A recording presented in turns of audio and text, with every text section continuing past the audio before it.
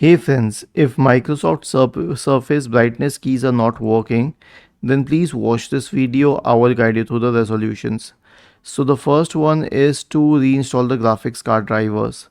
Search for Device Manager in the Windows search bar and open the Device Manager window. Expand the list of display adapters. Now first of all, we will try to update both the drivers to check if they work. Okay. And then one by one we will uninstall the drivers. Right click on the first one, uninstall device, and click on action scan for hardware changes. The second one, uninstall device and then scan for hardware changes.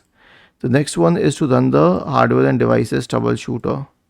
Okay, so the command is msdt.exe space -id space device diagnostic. Search for command prompt in the Windows search bar and click on run as administrator and paste it here, then hit enter. This will invoke the hardware and devices troubleshooter and then select next and then select detecting problems. The last solution is to update the drivers and the firmware.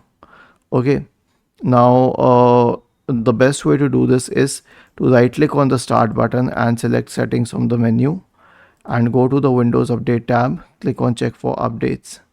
Was this helpful?